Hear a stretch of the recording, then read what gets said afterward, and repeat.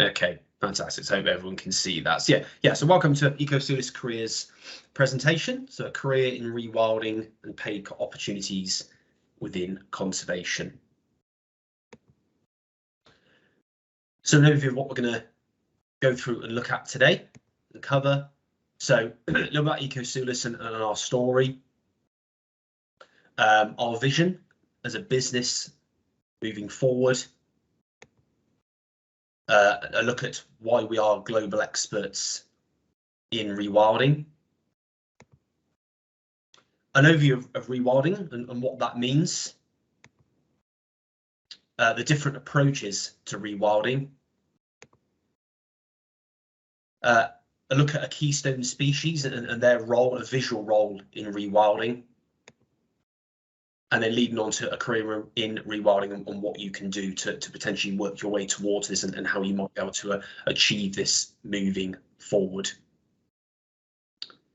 And then we'll take a look at our internship program,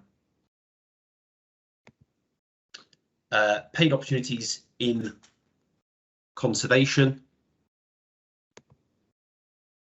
ways to improve your chance of a career in conservation, how to tailor your application when applying for a career in this sector, organisations that you might be able to contact and get any advice or start an application towards, and then how you can contact us for any information or opportunities moving forward. And then we'll have some time for some questions at the end of that. Maybe 2 seconds, make sure I did think I just see somebody. Nope, that's all fine. Everybody's in. Fantastic. Right. Bear with me. Okay, so Ecosulis. Initially, we are an ecological. Started off as an ecological contractor. Over the years, we've worked our way up with various expertise within the business to be the UK's leading rewilding expert. So, our story: a world where we place a far higher value on biodiversity, and where businesses and people benefit from that biodiversity in a sustainable way. So this is the world that Ecosulis are committing to realising. So our slogan is bringing the people and planet together and really interacting nature with different organisations and different people as well. So with attitudes towards conservation and natural resources now shifting, today we have a unique opportunity to add value on an even greater scale. And we work towards a better future where biodiversity, habitats and people can not only interlink, but can also flourish.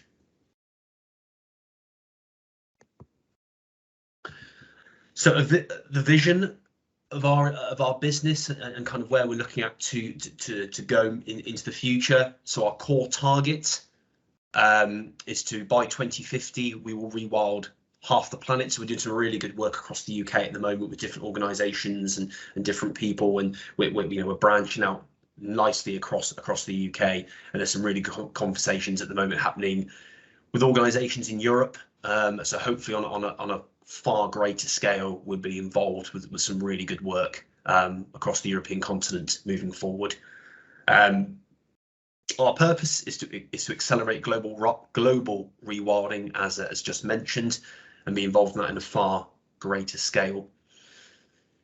What work we do, our niche, applying cutting edge innovation, technology and partnerships.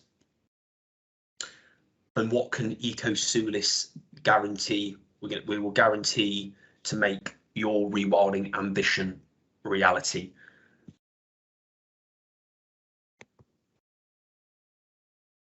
So just for you to all to kind of sort of take a look at and give a little read through, a look at nature restoration and what's behind that, how we monitor and adapt, how we assess our vision, our strategy, and how we implement those strategies and visions to different businesses and organisations. So yeah, we are the global experts in rewilding. We are the longest standing ecological contractor consultancy in the UK. We are trusted leaders within our field. So 30 years of experience within the business. expertise in the technological sector, and we are a leading data-led consultancy. So if you want a quick minute to just have a little overview of that table and the text.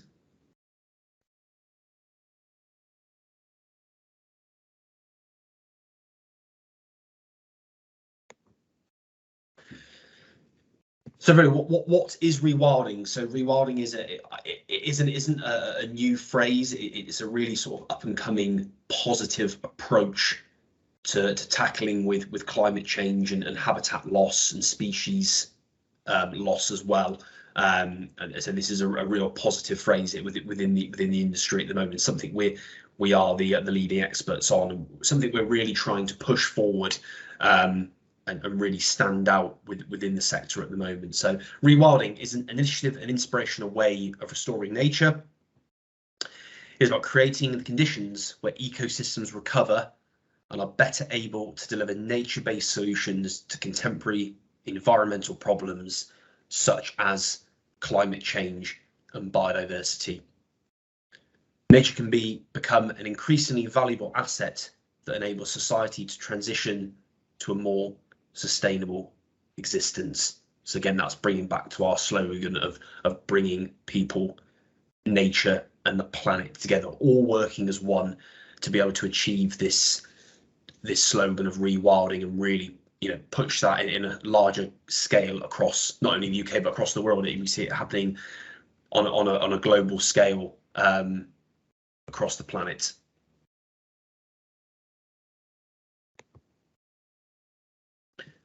So what are the different approaches to rewilding? Not only the Ecosulis take as a business, but in general.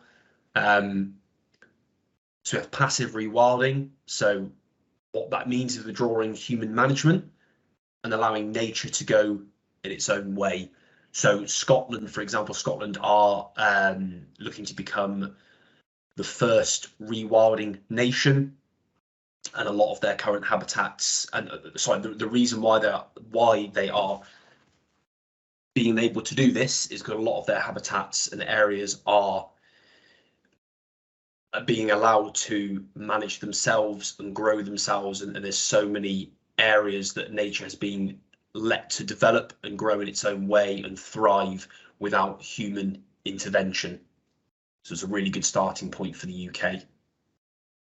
Assisted rewilding, so removing human infrastructure and adding species to play a functional role in ecosystems, and we're going to look at that shortly. That there's various different species that play a functional role. A few that we look at that are called ecosystem engineers. So beavers, bison, wild horses, wild boars, all play a functional role in enhancing biodiversity across ecosystems. And then accelerated rewilding, actively designing interventions such as planting schemes to accelerate and steer ecosystem recovery. So large planting schemes that Ecosulis do. Actually, we work a lot with implementing these systems to, let's say, to link up ancient woodland or wildlife corridors between certain areas, hedgerow links between woodland, different ways of accelerating ecosystem recovery. So we just mentioned keystone species and what that means, and we'll take the wild boar, for example, as a keystone species across Europe at the moment, and then how they work to not only enhance biodiversity within certain areas, but also how they create habitats for different species to thrive, and not just species that are abundant within Europe or that specific area, but also the reintroduction of certain species within that area. So wild boars open up thickets within sort of muddy sort of soil areas to give new life, which enhances the invertebrates across that region, and also bringing back reptiles and other species.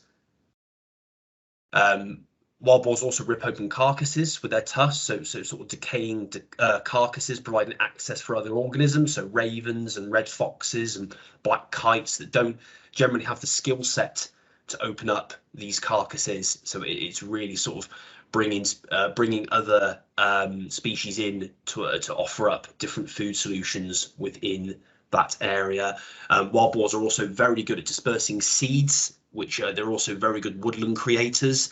And we've also seen a picture of a jay there to the left of the wild boar, and jays are very much a key species in creating woodland along with wild boars, because they'll pick up leftover seeds and disperse them as they go. And wild boars are also very good at opening up sort of waterways and sort of different muddy pond areas where that gives life to different reptiles, including newts, amphibians, etc. So different keystone species play different roles within the environment across different habitats. So I'll just give you a few seconds, just have a little look at that.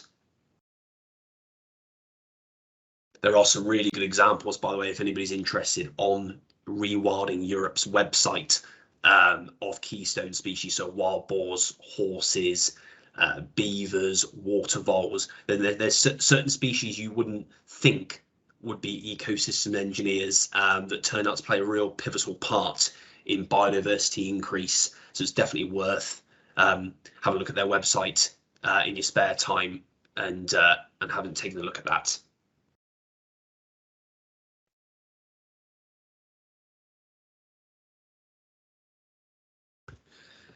So for anyone looking for a career in rewilding, what can you do? What can you do to give yourself the best chance, sort of either within your studies or coming out of your studies, to start a career with a rewilding organisation?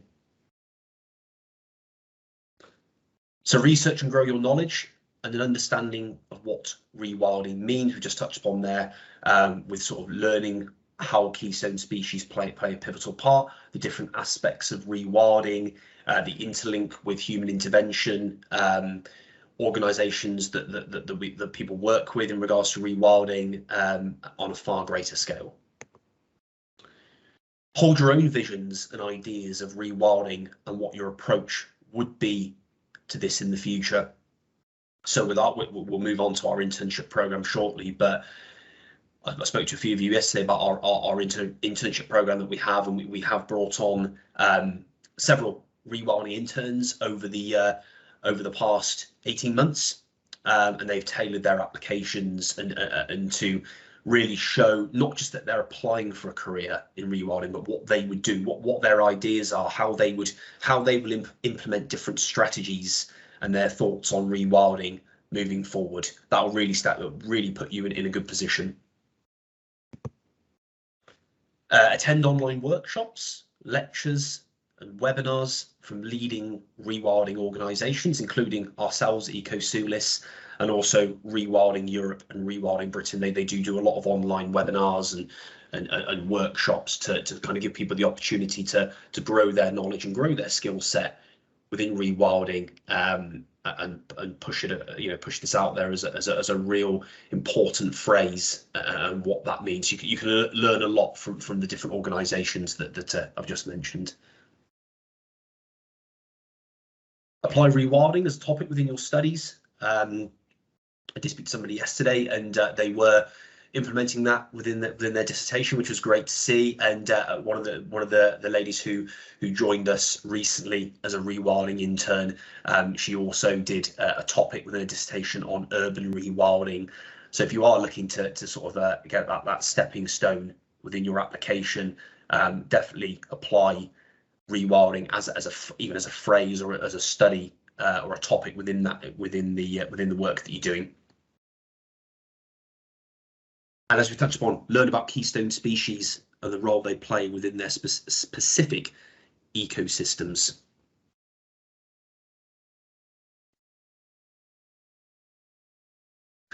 So our internship program, we launched at the start of 2021, first rewilding internship program along with our academy in the UK.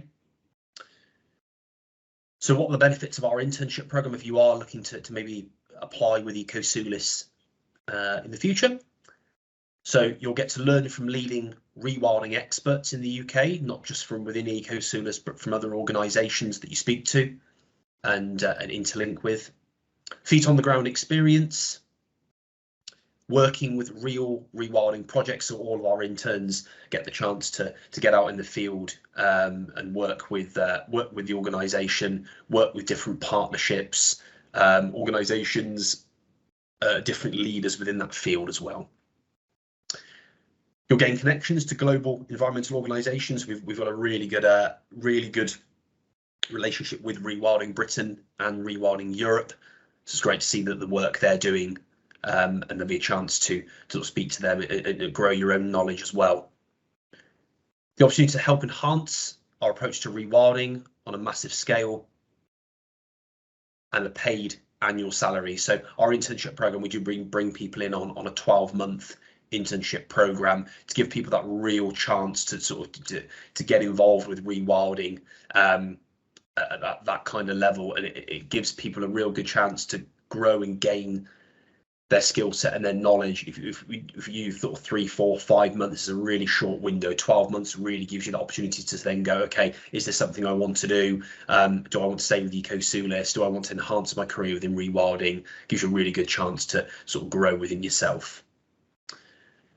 We also offer internship opportunities across other departments in the business when available. So within our ecology department, within our habitats department, so in regards to landscaping or countryside management. So it isn't just within rewilding that we offer internship opportunities. And a little quote from Ella Milne, who was our first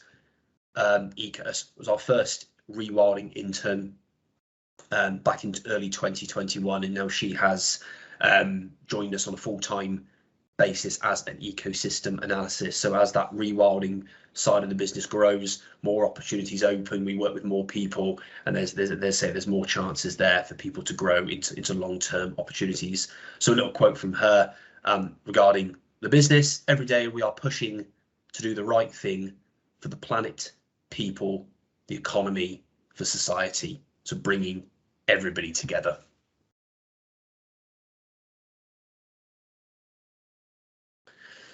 So conservation is a very broad, wide sector. There's a lot of opportunities there with you know, potentially some you wouldn't think about when you're at university and you're doing your studies. You know, whether you're studying ecology or zoology or whatever, there are a lot out there that all kind of play a pivotal role moving forward. So a couple a few that we offer here actually at Ecosulis are graduate and assistant ecologists, so coming in on a graduate basis, whether that's on a 0-hour contract or coming in on a short-term contract or a permanent opportunity. Seasonal field surveyors, so last year we brought on 15 graduates within between their studies or when they just finished to work on a large ecological project in the Buckinghamshire region, and that was on ecological protected species surveys, so great crested new amphibians, other wildlife, and working with our ecologists, getting involved with data mapping and you know, looking at our sites and really learning about different species that we try and protect. Conservation rangers, countryside management, landscaping, so we bring people on and sort of like countryside management interns and landscaping assistants and landscape operatives that work on habitat creations and habitat management across the business. That's a very interesting side of Ecosulis as well. And then branching away from kind of what we do in other areas of conservation, so research assistants, working at nature reserves, so like a reserves assistant, working with like wildlife trusts, and then a completely other side of conservation, veterinary and animal care, and also zookeeping as well. So different organisations, and there's a huge list that I would have never been able to fit into one slide. So I've just kind of rounded off a few important organisations that I feel that that could benefit yourselves and who you can contact moving forward. So obviously Ecosulis for the work that we do. The RSPB do some fantastic work across the UK. So anybody that that's interested in kind of working in bird life or working with that sort of sector moving forward. The Environmental Agency do some great work with kind of flood risk management and wetland work and habitat creations around that. Your local wildlife trusts, so wherever you're based, there's lots of local wildlife trusts around the UK that are doing some really positive work with conservation and also with rewilding. The National Trust, the Zoological Society of London do some really good projects within the UK and outside the UK as well, with extinct species conservation, UK habitat. So it's great to, if you get the chance to go onto their website and have a look at that, you can get involved with some research programs. And also at the Natural History Museum as well. They've got some really good programs at the moment, or paid opportunities. WWF, probably the biggest organisation, wildlife organisation in the world. The RSPCA, that also links back into veterinary care and animal care as well. The BTO, a very interesting site to look at, the British Trust for Ornithology.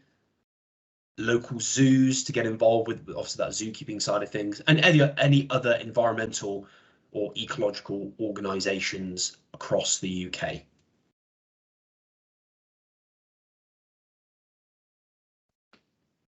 So tailoring your application to a career in conservation.